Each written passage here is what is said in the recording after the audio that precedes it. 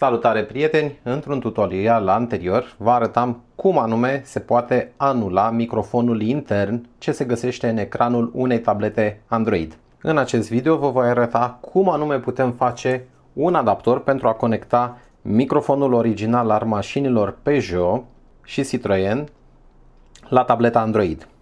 Pentru a face adaptorul avem nevoie de o astfel de mufă jack mono. Eu am cumpărat-o de pe AliExpress, link vă voi lăsa în descrierea clipului. Bineînțeles, această priză pentru microfon extern, această priză în mod normal vine pe majoritatea tabletelor Android, astfel încât să putem conecta un microfon extern, dar folosind acest adaptor, eu voi conecta microfonul original al mașinii. Dar pentru a funcționa, acesta trebuie conectat conform schemei de aici, în mufa originală a mașinii, aici la partea B, adică pinul B3, așa cum vedeți scris aici, este pin de masă pentru microfon în mufa originală, iar pinul B9, aceasta fiind mufa B, pinul B9 este pinul de plus. Priviți mufa de aici și practic corespunde cu aceasta. Aici avem corespondent în mufa tabletei Android pinul B3, care este minusul pentru microfon, și aici este pinul B9, care este plusul ce se va duce către microfon. Acești pini, după cum puteți vedea, sunt subțiri, iar aceștia doi de aici sunt de la camera de mers înapoi. Astfel de pini nu am găsit separat de cumpărat, dar eu mai aveam o mufă veche prin trusa mea și voi scoate un cablu cu doi pini de aici, din mufă, iar apoi cei doi pini îi voi lipi la aceste două fire. După care îi voi introduce în mufa tabletei Android, respectând B3 pinul de minus și B9 pinul de plus. Mai întâi voi scoate pinii din această mufă pe care eu nu o mai folosesc. Va trebui să folosesc o șurubelniță subțire pentru a debloca pinii. Voi introduce vârful șurubelniței în acest locaș pentru a debloca fiecare pin, după care voi extrage fiecare fir în parte.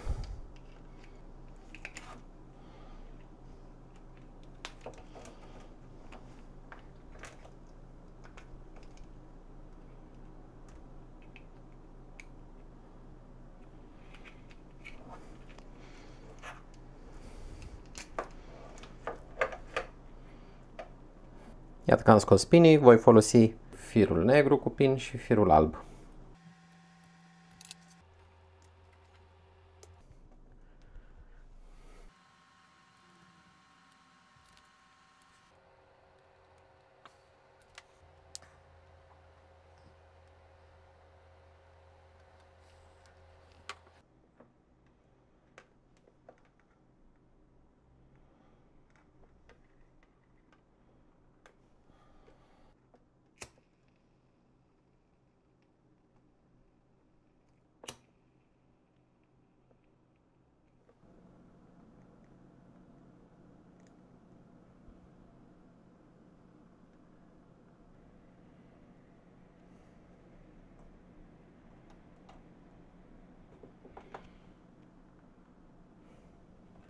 Voi conecta firul negru la B3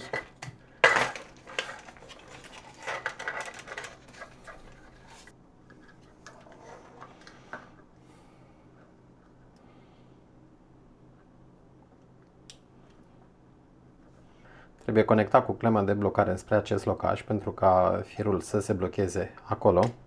Iar acum firul alb îl voi conecta la pinul B9.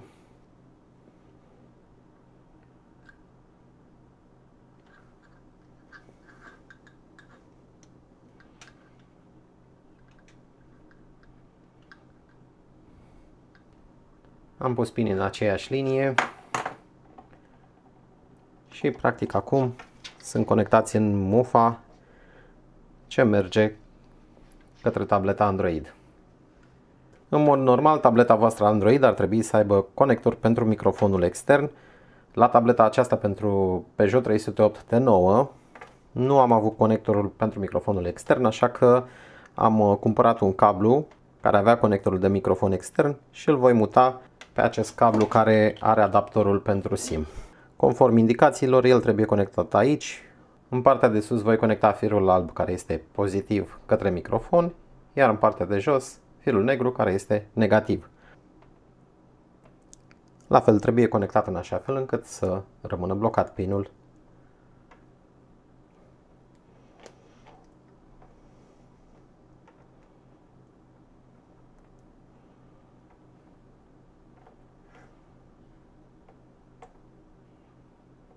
Acum am priza de 3,5 mm conectată. Aici se poate vedea mufa jack de 3,5 mm conectată în priza în care va intra mufa de alimentare de la mașină. Trebuie doar să conectez mufele, bineînțeles după ce pun tableta și voi avea toate cablurile conectate. Acolo voi face o probă să vedem dacă funcționează. Acum sunt la mașină și urmează să conectez cablurile și să fac proba microfonului.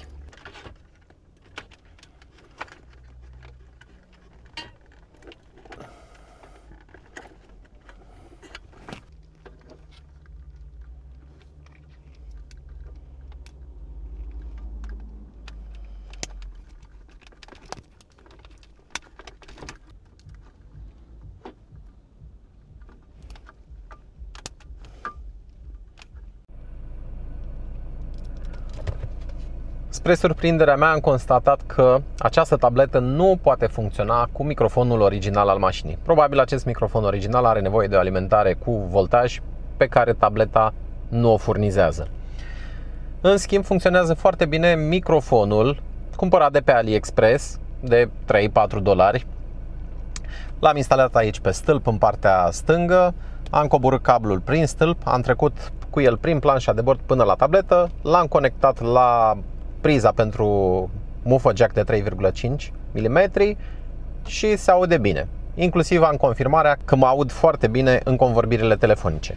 Dar pentru a îmbunătăți volumul și calitatea microfonului, a trebuit să fac niște setări în aplicația de Bluetooth și în meniul Factory Settings.